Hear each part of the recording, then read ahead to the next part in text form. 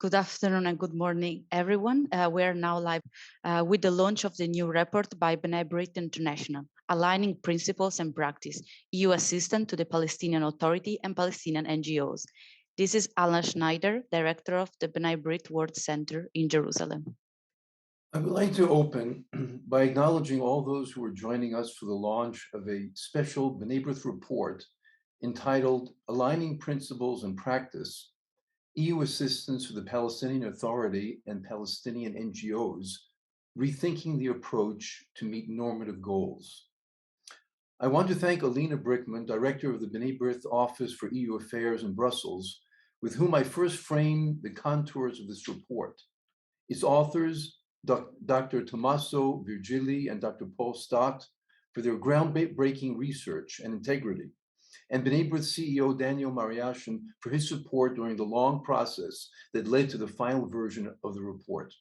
You will hear from all of them and our special guests during this program.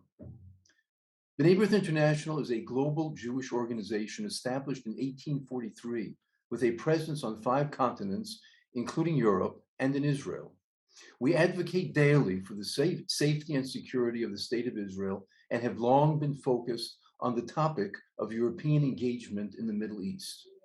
The European Union is an important player in the region, and the promotion of peace is the framework of its external relations as a constitutional element anchored in the EU treaties. Yet for many years, the EU has been criticized for failing to align its practices with its principles when allocating significant funds to the Palestinian Authority, UNRWA, and Palestinian NGOs. This includes a lack of accountability and transparency for allocations and poor implementation of conditionality on democracy and rule of law reforms. For example, the European Union is yet to seriously address the notorious pay for slave practice, an official policy of the Palestinian Authority, the EU's counterpart in Ramallah. In the same vein, the EU has not managed to leverage its significant support to push for reforms of Palestinian textbooks used in UNRWA schools that continue to promote anti-Semitism and incitement to hatred against Israelis and rejection of the legitimacy of the State of Israel. The uniqueness of this report lies not so much in its presentation of new data about the scope of EU funding, but rather in the detailed explanation of the burdensome bureaucratic system that underpins these allocations and what should be done to address persisting challenges. The report presents the EU's stated goals for its foreign policy and their lack of implementation in the Palestinian case, and lays out for those readers who may struggle to understand the complex assistance mechanisms just how these processes work. We offer this report and its recommendations in a constructive way, just ahead of a new funding cycle that begins next year, in the hope that they will serve our friends and colleagues in the EU institutions as a catalyst for aligning principles and practices in the future. I now wish to turn the microphone over to Alina Brickman, Director of B'nai B'rith's EU Affairs Office in Brussels. Alina.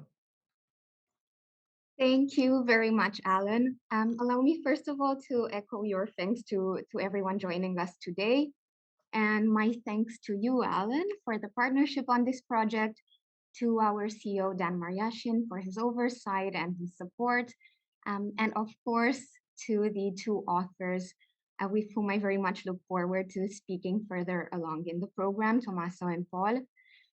As Alan noted, the purpose of the report is really to galvanize action in the relevant EU institutions.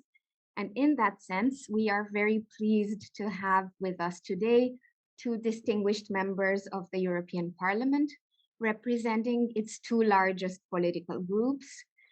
They are 2 members that have been really at the front of promoting a more sound EU engagement in the Middle East. And it's really my pleasure to invite to offer welcome remarks MEP Dietmar Köster, member of the Progressive Alliance of Socialists and Democrats from Germany. MEP Köster is a member of the Parliament's Foreign Affairs Committee and its Subcommittee on Human Rights. He's also engaged in the Delegation for Relations with Israel and a member of the European Parliament's Working Group Against Anti-Semitism. MEP Köster, thank you very much for joining us today, and I pass you the floor.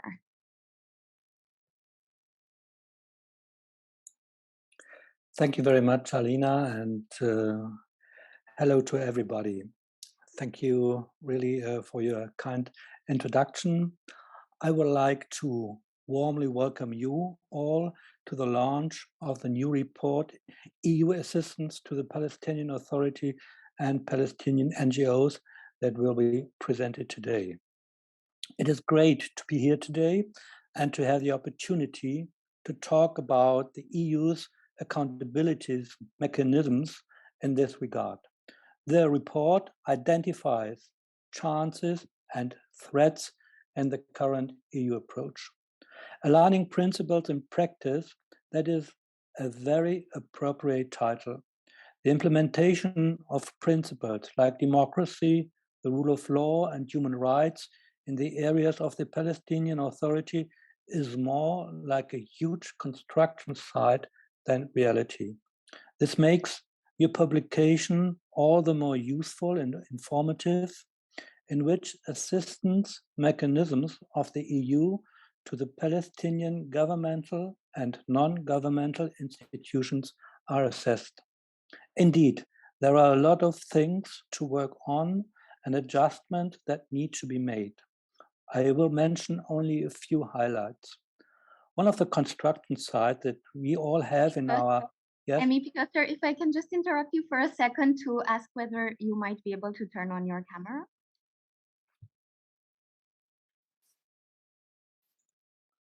I tried it, but it doesn't work. I'm sorry. No problem at all. Then we are more than happy to listen to your report. Okay, all right. One of the construction sites that we all have in our eyes very vividly is the trouble regarding the anti-Semitism in Palestinian textbooks sponsored by UNRWA. This shows once again how important it is to examine exactly whether civil organizations are used under the guise of humanitarian aid to carry out anti-Israel attitudes and actions. This fundamental issue goes far beyond educational propaganda. According to the Israel Ministry of Foreign Affairs, the PFLP, for instance, finances terrorist acts through these channels. The party tries to acquire donations from abroad with the help of a network of civil organizations. These personal and organizational links have been discussed in Israel for a long time. The EU supports Palestinian NGOs financially. Thus, such cash flows urgently need to be checked through the EU Anti-Fraud Office. Another construction site is the human rights situation under Hamas and the Palestinian Authority. Within the European Parliament, I'm active in the subcommittee on human rights. Therefore, I kept and will keep demanding that the human rights violations by Hamas in Gaza and the PA in the West Bank are condemned and linked with consequences. Under both authorities, security forces are responsible for torture and other ill treatment of detainees without being held accountable. Especially women are suffering discrimination. LGBTI people are being arbitrarily detained and abused. In Gaza, the courts imposed death sentences on persecuted queer Palestinians are forced to flee to Israel. Consequently, this can only mean that the EU, as the largest donor of development aid, must make use of its economic leverage. We have to be clear and ensure that any support is linked to the principles of individual rights and the rule of law and nothing less. These mentioned construction sites make an important point clear, which you also pointed out several times in your publication. The EU is only as strong as its neighbors. As part of the European Neighbourhood Policy, the EU must therefore use its leverage with the PA for the better and advocate reforms so that the above-mentioned adjusting screws can really be turned. This is crucial for Israel's security and stability in the region. The Palestinian Authority must be held accountable wherever it exercises its jurisdiction, and the EU, for its part, must take a firm stance when it comes to cases of non-compliance. The rocket attacks in May 2021 shook us all and made us painfully aware of the permanent threats of terrorism and hatred against Israel. The EU must show solidarity.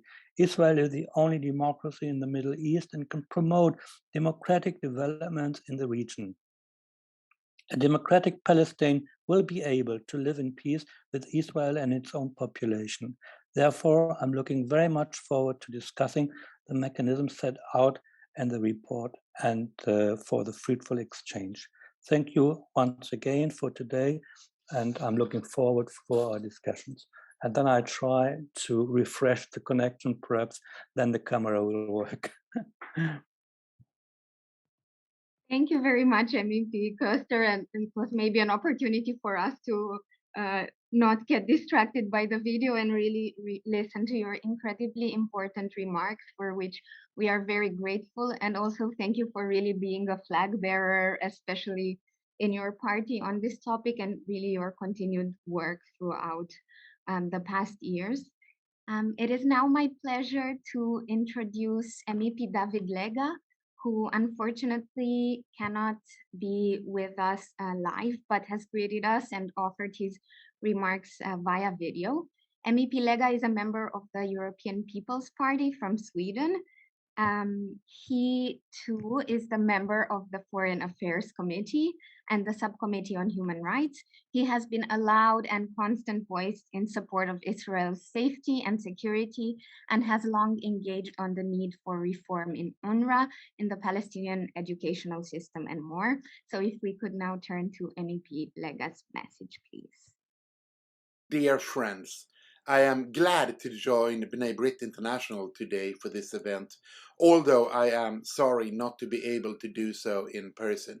Nevertheless, it was important for me to be a part of the release of this important report, because it is a roadmap through the deficiencies of the EU's engagement with the Palestinian Authority, with UNRWA, and with the Palestinian NGOs, but more importantly, also a roadmap towards opportunities to improve, which can help the EU to live up to its stated goals in the Middle East. For far too long, the European Union has had an inconsistent approach towards the Palestinian Authority. The effect of it has, in the process, aided and abetted persistent human rights abuses by the Palestinian Authority, and has turned a blind eye to unconscionable practices such as the payments to families of convicted terrorists, considered martyrs for the killing of Israeli civilians. The European Union has for the longest time also failed to hold both UNRWA and the Palestinian Ministry of Education accountable for gross anti-Semitism and incitement to violence against Jews and Israelis in Palestinian textbooks. A report commissioned by the European Union itself has confirmed as much. Time and time again, promises of reform, but far too little has happened. We, the European Union, have not yet imposed any accountability.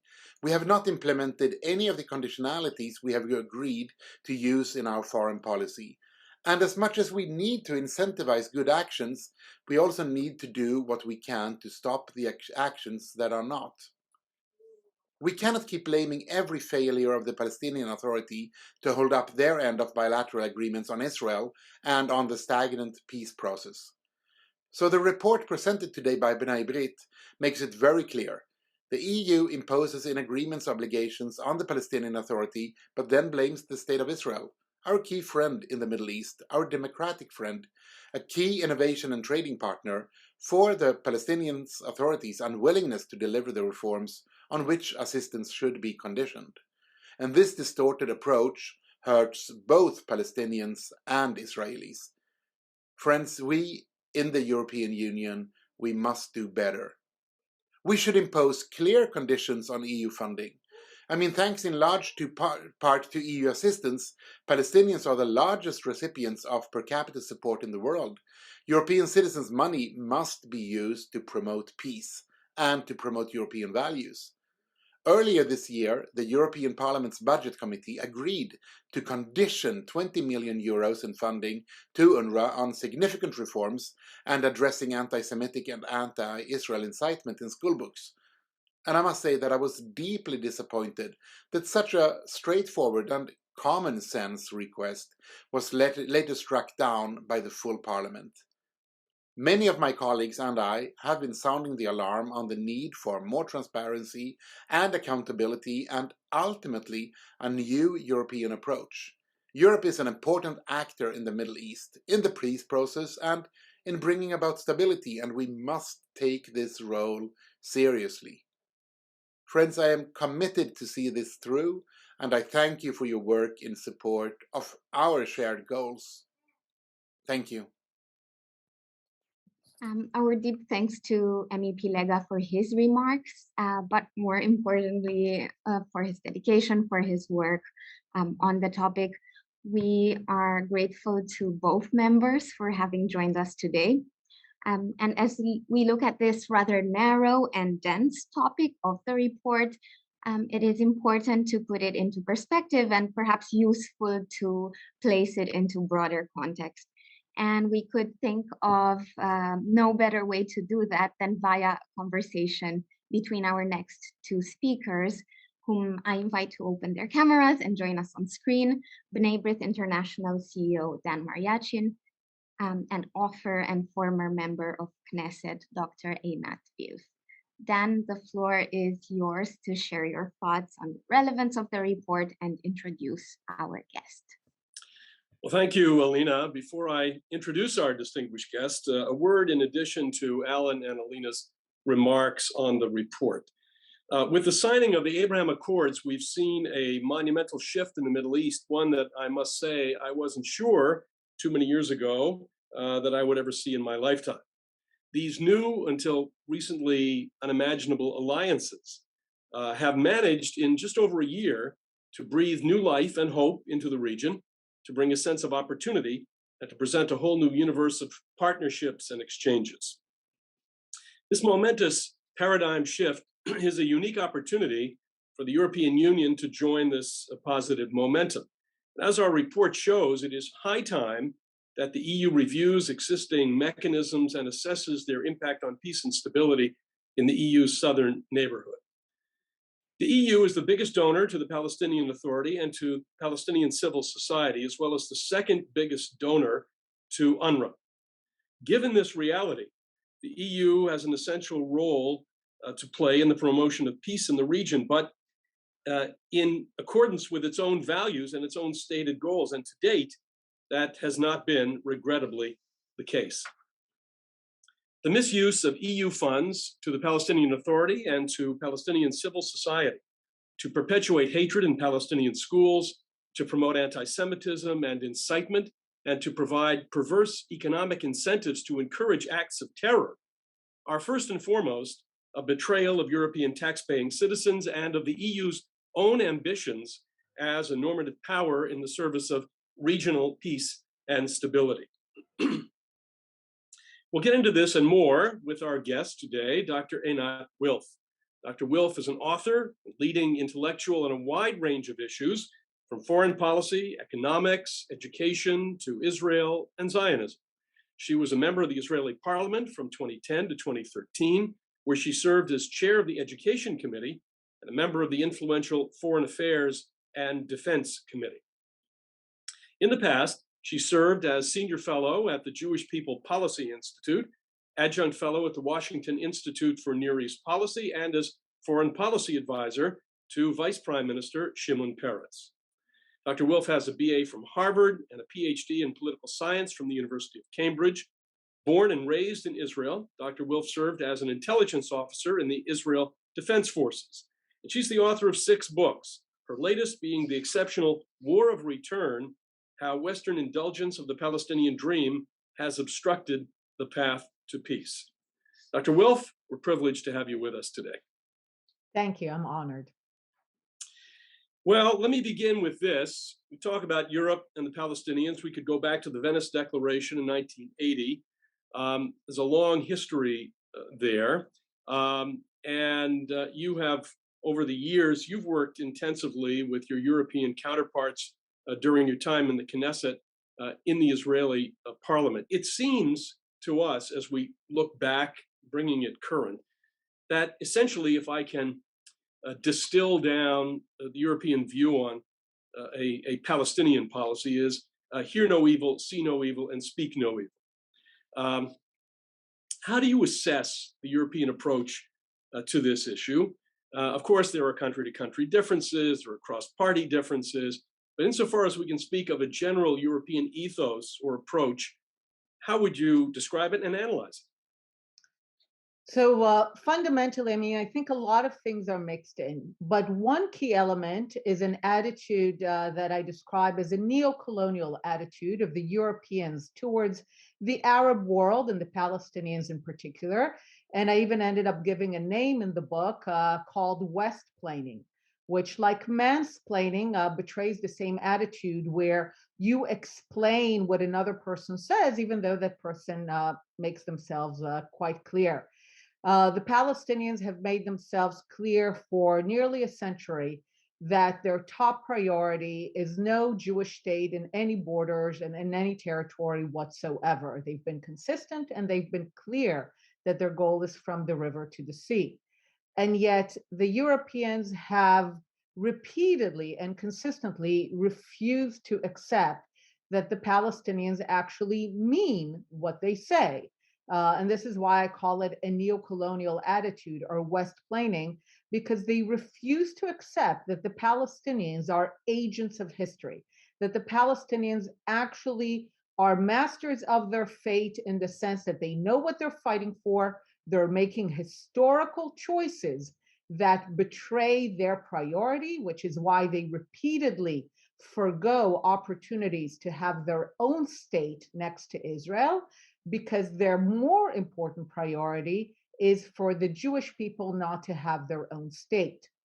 Now, there's a lot of supposedly realistic considerations, historically, the power of the Arab world, the power of oil. But like you said, when this is beginning to disappear, in many ways, the European attitude is becoming more naked in the fact that it is not related to promoting their actual policy. If anything, the Europeans declare that their policy is a two-state solution, but they only use that to pressure Israel. They never use it to do anything that would ask of the Palestinians to show that the Palestinians are committed to a vision of a two-state solution, one Jewish and one Arab. And maybe if I'm allowed, my co-writer Adi Schwartz and myself once really went to the heart of darkness. We met with the Brussels bureaucrats in the European Union who are responsible for the funding of UNRWA. One of them was German in his background. Adi and I go through an hour of going through the history of UNRWA, how it's perpetuating the conflict. And then he looks at us, and I'm going to do it at the exact same pace he did. He said, "So you're telling me that the reason we don't have peace is that the Palestinians still want all of it?" And Adi and I were both, yes. And it was amazing because you saw the wheels turning in his head as if it's the first time he ever contemplated the possibility that the Palestinians are serious about their vision as from the river to the sea. And of course, a minute later, he forgot about it and continued to fund UNRWA. What are they getting wrong? I mean, I think that, if we go back, I mentioned the Venice Declaration, and it always has seemed to me that the Europeans have seen themselves as the Palestinians' friend in court. Yes, they have bilateral relations with Israel, many of them good bilateral relations with Israel.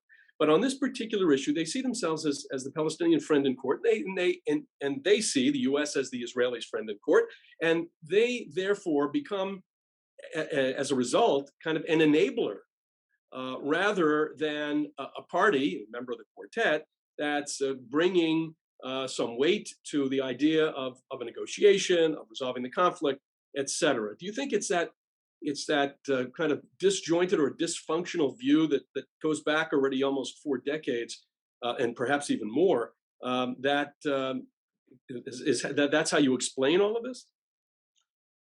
So if I'm being charitable, part of the West-plaining attitude means that Europeans have convinced themselves that the Palestinians truly only want a state for themselves in the West Bank and Gaza. They've only ever wanted to live in peace next to Israel. They have no annihilationist vision, or if they do, they're not really serious. We hear it a lot in the context of the so-called right of return. The Palestinians know it's not going to happen. It's a delusion.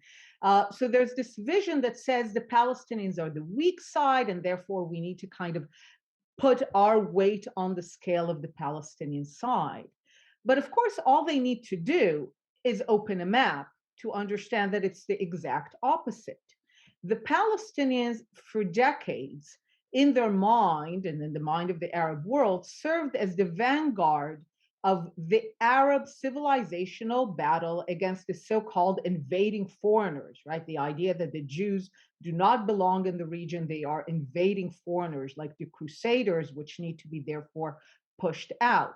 So the Europeans in a way did not do the basic thing that every Palestinian does, which is to look at the map and say, okay, there are 7 million Jews who are struggling to maintain a sovereignty amidst a region of 500 million Arabs supported by 1.5 billion Muslims.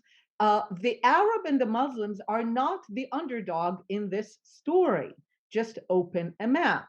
And the ability of the Palestinians to constantly say no to Israel and to violently say no and to repeatedly go to wars and engage in terrorism with the explicit goal of preventing a Jewish state in any borders was only ever made possible because they felt that they had the support of hundreds of millions, more than 1 billion Arabs and Muslims. So the Europeans are really that nobody needs them to put their weight on the side of the Palestinians. The conflict is exactly the opposite of what they understand. The Jewish state will always make compromises because at the end of the day, the Jews are deeply cognizant that we are a minority in a dominant Arab and Islamic region. So the whole understanding of the conflict is a mistake. And seriously, there is no need for the Europeans to be on the side of the Palestinians because they are not the underdog in this conflict. You know, it plays out even more than just a matter of aid for paying civil service salaries or other assistance that's given. And one only has to take a look at the votes in the UN, which come up every year. There's the 20 resolutions in the General Assembly, Human Rights Council resolutions, where Europeans, some countries, when not under EU discipline in terms of voting, particularly the Central and Eastern Europeans, have voted more sensibly, much more sensibly. But what we used to call Western Europe, that's not always been the case. The votes, in many cases, have been abstentions where they should have been no votes on many of these resolutions. So it's not only a matter of assistance, it's a whole Weltanschauung here that comes into play. So just to conclude, let's speak about the likelihood of change. The European Commission itself has found that anti-Semitism and anti-Israel incitement persists in Palestinian textbooks. It took a long time to come to that conclusion, which many of us had come to before. We see the European institutions failing to address transfers of funds to families of convicted terrorists, which has been mentioned before. And we see no progress in terms of democratic reforms. With a new action plan between the EU and the Palestinian Authority being imminent, do you see a scenario where the EU and individual member states start demanding a greater measure of accountability in their dealings with the PA, UNRWA, and civil society? So ironically, my greatest source of hope these days is the Arab world and the changes that are taking place in the Arab world and even within Arabs within Israel. to the credit of the Arab world, they were never under any illusion that the conflict is about settlements or Israel's military presence or even Jerusalem. They knew that the conflict that they were engaged in was because they refused to accept the legitimacy of a Jewish sovereign state in any part in the region. So they know that this is what the conflict is about, and they know that the Palestinians could only reject Israel because they gave the Palestinians a blank check for generations. Now we're beginning to see some Arab countries moving away from that vision. And as a result, they're in the best position to deliver to Palestinians the message that is simply enough is enough. We're done. We're no longer engaged in a grand civilizational battle to push the foreigners out, because, by the way, we no longer think of them as foreigners. We think of them as Abraham. We think of them as people who belong here. So we're going to normalize relations with them rather than to try to push them out, which means we'd like you to get with the program. So this is my source of hope. And I think the more we will see this happening in the Arab world, this at least increases the chance that some Europeans will say, okay, we don't need to be more Arabs than the Arabs. In many ways, then we will finally have the answer of how much of the European attitude towards Israel has to do with the ancient Christian worldview towards the Jews, and how much of it is realpolitik because of oil and the Arab world.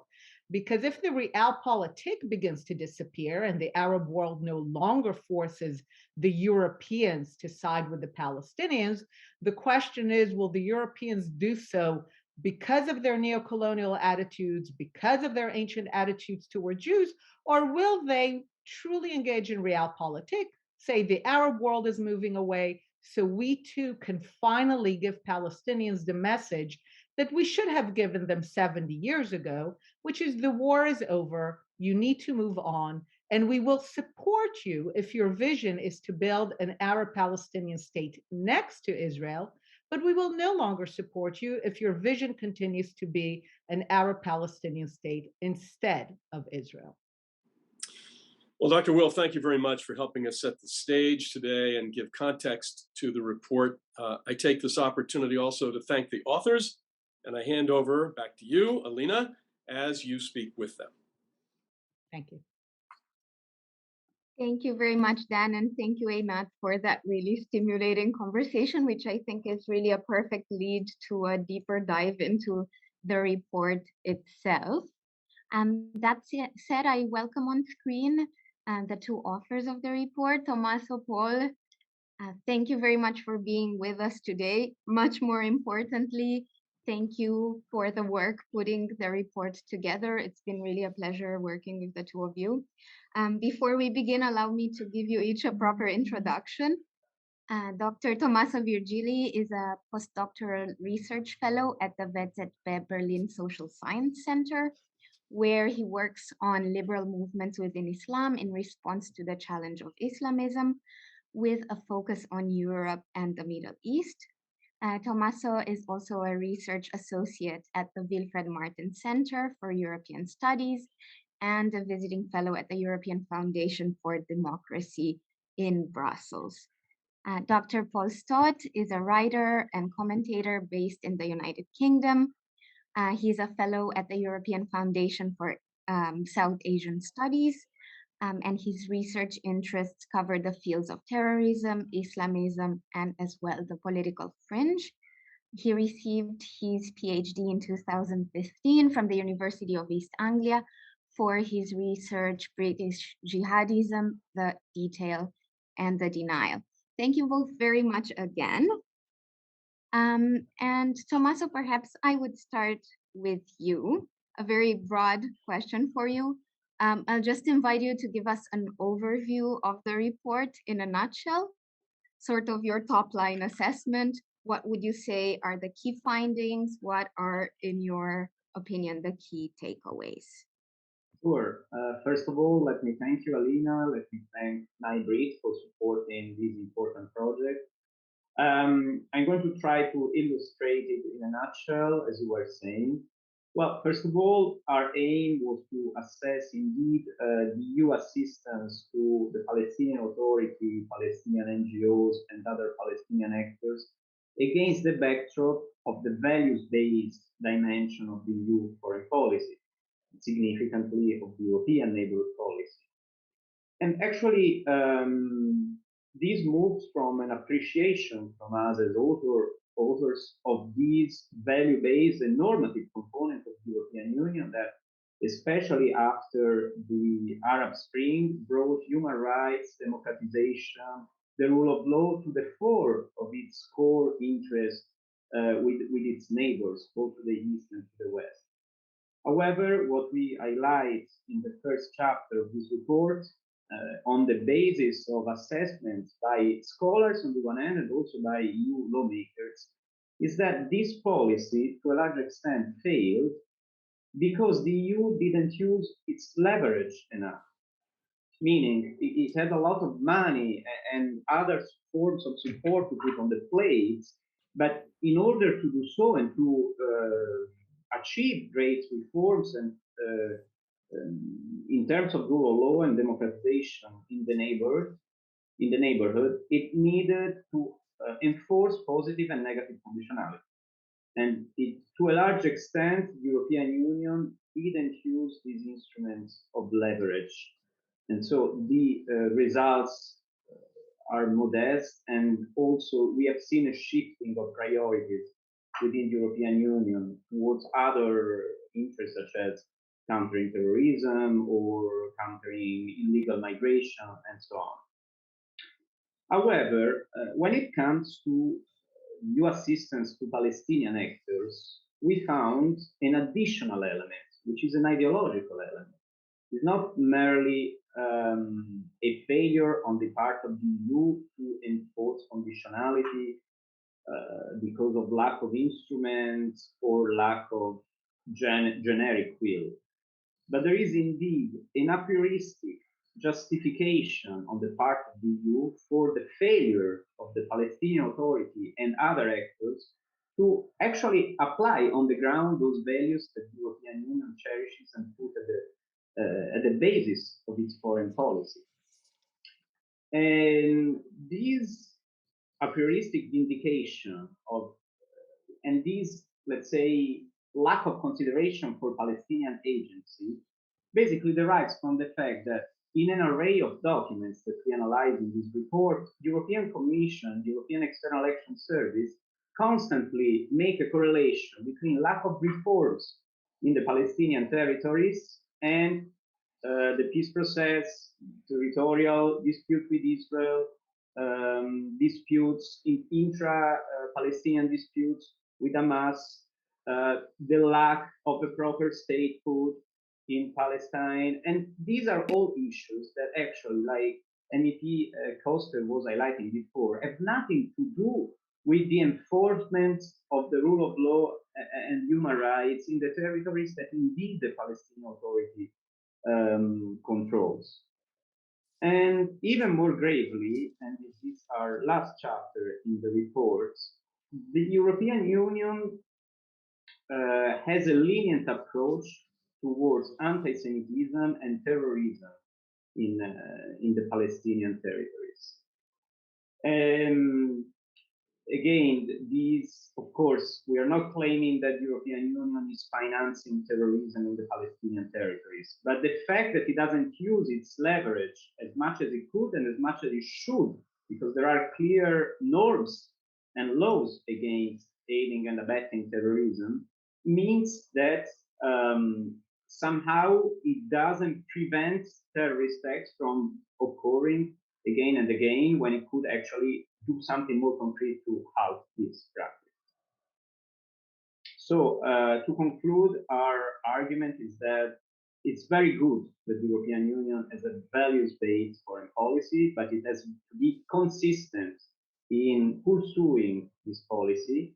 And when it comes to Palestine, it must open its eyes to those human rights violations that were described before, against independent media, against women, against gays, against apostates, because these are all issues that have nothing to do with the Israeli disputes. and are all issues that make the Palestinians suffer first and also the peace process itself. So this is the report in a nutshell, and we are open to further insights. Thank you very much, Tommaso. And I think already we see a few recurring themes, this question of agency, the question of the EU using its leverage. And I think you managed to sort of highlight the red thread of the report, sort of the storyline around which it's constructed. I'd like to maybe circle in more specifically on this question of discrepancies, because essentially what you're saying is the EU has a set of norms, has a set of values and a set of approaches to its foreign policy. And there are discrepancies between these stated approaches and their implementation in the Palestinian case. So could you perhaps underline for us more specifically these main inconsistencies that you were able to highlight in the report? And perhaps more importantly, in a sense, is what is actually the effect of allowing these discrepancies to persist? Sure. So maybe I shouldn't start with what we argue, but I should start with what European Court of Auditors argues in a report that dates back to the previous action plan between the European Union and Palestine, but that still applies to a large extent today. So the European Court of Auditors basically was lamenting the fact that in the action plan there were no clear benchmarks to which the European Union linked its support to the Palestinian Authority, no conditionality, no mechanisms to ensure less dependency of the Palestinian Authority on European funding. Despite this criticism, and despite the fact that theoretical benchmarks have been included in the action plan that is now going to expire at the end of the year, we can see in the reply provided by European Commission officials, as well as in a wide range of documents that we mentioned in the report, we can see once again that the EU boasts its support to Palestine as being unconditional. And actually, it's even on paper that this support, when it comes to Pegasus, for instance, is unconditional. So this lack of conditionality is embraced as a source of pride by the European Union, and this clearly prevents or obstacles any kind of reform within the Palestinian Authority. But of course, there is more. You mentioned before the pay for slave practice. Now, I'm sure our listeners are familiar with this concept, but we are talking here about huge money, about 7% of the Palestinian Authority's budget that is paid to families of convicted or killed terrorists. Now, of course, the European Union is not providing financing for this budget line of the Palestinian Authority. The problem is that money is fungible. So it could at least try to condition part of its support to the cessation of this practice as the United States has recently done. And also, to mention another example, when it comes to Palestinian NGOs, European Union has made an important step recently. In 2019, it has approved the contract clause that prevents any institutions of the EU to provide money to people anyhow linked to individuals or organizations blacklisted by the EU. Now, there was an uproar on the part of Palestinian NGOs that claim to have lost a lot of money, and this is, in my view, is worrying because it means that those money, in one way or the other, were actually going to support terrorists or sympathizers. But in reacting to these claims from Palestinian NGOs, the EU representative office to the West Bank and Gaza, and here I quote, replied to the Palestinian NGO network by saying that a natural person affiliated to, sympathizing with, or supporting any of the groups or entities mentioned in the EU restricted list is not excluded from benefiting from EU funding, unless his or her exact name or surname corresponds to a natural person on those lists. So basically, this was an official statement by a EU body claiming that they would fund individuals supporting terrorism just because their name are not listed in the. So of course this was later, there was a huge uproar, this was later rectified by the European Commission, but I think it's enough to give the idea of a moral and I would say legal confusion on the part of many EU actors, which also reflects on a lack of transparent and even monitoring and evaluation of the money that flow from the EU to Palestine. Thank you very much, Tommaso. I also appreciate, and maybe it's a good occasion to draw the attention of our viewers. You mentioning also the Pegase program specifically. I think the report pays important attention to it. I would perhaps now turn towards Paul, who has been waiting patiently. I'd like to come to you perhaps with a question around anti-Semitism and UNRWA. It's been quite a thorny issue for quite a long time. This summer, the European Commission, as has been mentioned before, admitted following a report that it itself had commissioned, that indeed textbooks used in UNRWA schools contain insightful content, anti-Semitic content, anti-Israel content. UNRWA tends to sort of wash its hands of any blame, saying it doesn't have agency there. But I wonder how you would assess the situation and especially what you see the role of the EU being in this context in your understanding.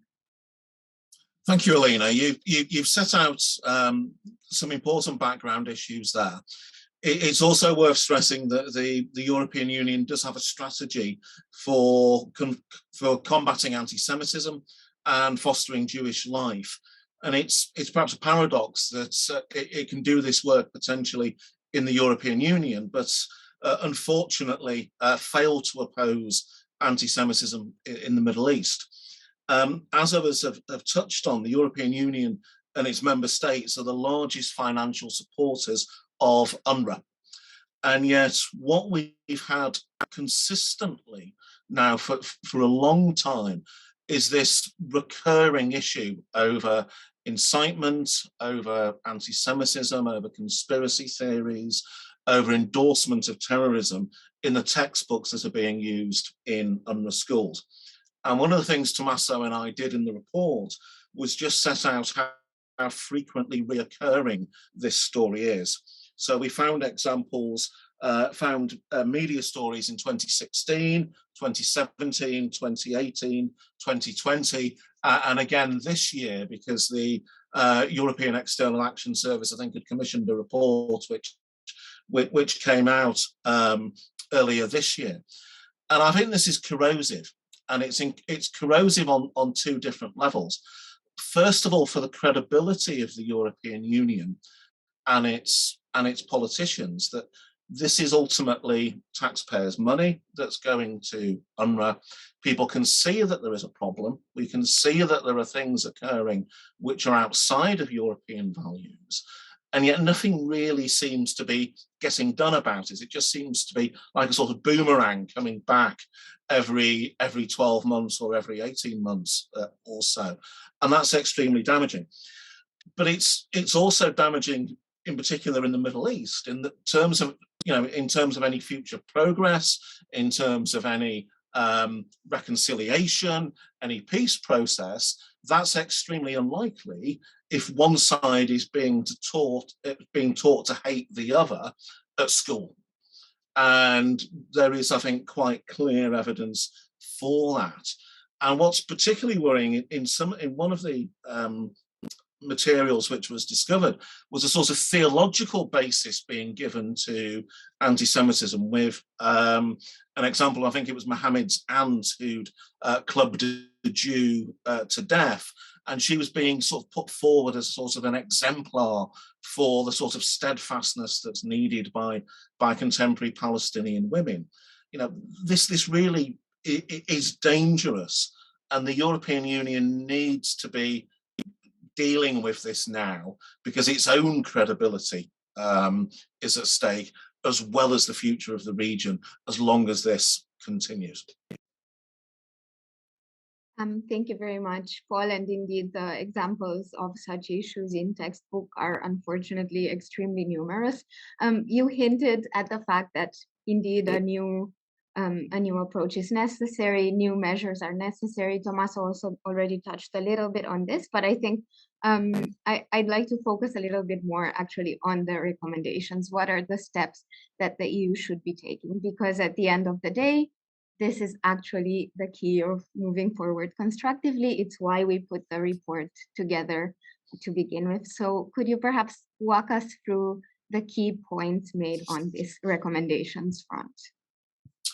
Of course, every report finishes with its recommendations, and it's just vital that they're taken forward. But I think a core element for both of us was that, you know, the European Union possesses leverage, and it hasn't been using that leverage in a way that's consistent with its values. So we spoke very much about the need to maintain, to develop this concept of conditionality, and that support must be linked to the implementation of the rule of law. And it's just not simply good enough to sort of wish away all these problems within the Palestinian territories in terms of, you know, blaming them on the broader conflict. So really there needs to be very much a new approach that the Palestinian Authority does possess and indeed at times exerts its jurisdiction in many areas. And where it's doing that, it must be judged on its performance, and it must be judged on the principles which condition and shape that performance. And I think with the European Neighbourhood Policy, you know, that provides a template, if you like, for doing just that. Tommaso touched on the action plan, and indeed others have mentioned this. I mean, it's a sign perhaps of how dysfunctional things have got. I think this was originally a document from 2013 that hasn't yet been renewed. But when it is, it must contain indicators that allow people externally to measure progress, to measure failure, and from there, European taxpayers can see whether they're getting value for money, whether progress is occurring. And I mean, a final point I would make, I'm sure Tommaso may have others, but just this need to resolve the school textbooks and UNRWA issue once and for all. UNRWA must be properly vetting its staff, and the option of either reducing or ending payments from the European Union to UNRWA may well have to be taken. Thank you very much, Paul.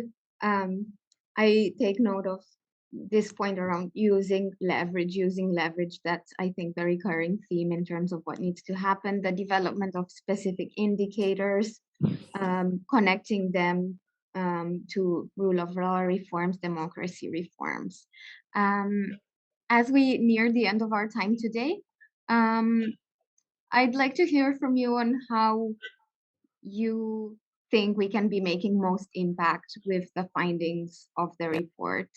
How do you hope that this report actually be used by policymakers? What would be your best scenario for this? And perhaps, Paul, I would stay with you and then move to Tommaso to close.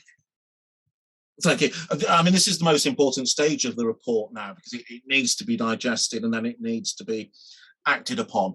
I think the important thing for us is that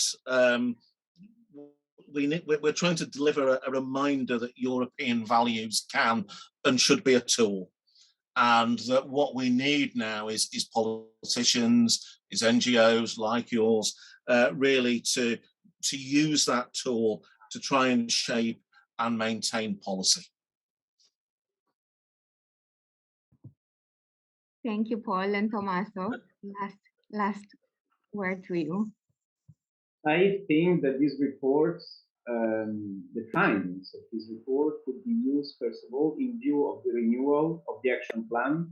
An action plan, after all, is a negotiation between two parties, and the EU does not come across as simply the taxpayer of the Palestinian Authority, but he should negotiate measures to improve lives of Palestinians, to improve the security situation and the security of Israelis, and to improve the perspective of the peace process. I believe that this is in line also with the new funding cycle, and the ICI funding cycle of the European Neighbourhood Policy. And since we are in a phase of renewal, because we have taken stock as Europeans of failures in our approach to the neighbor. So I think that it's good to come back to the principles. After all, the European Union boasts to have the global leadership on human rights. The European Union boasts to be a soft power, but it has to remember that soft power means using power, because otherwise you don't make an impact. So I think that this report could actually lay the basis for the upcoming cycle of funding of the Palestinian Authority and other Palestinian actors and NGOs on different bases and more solid bases.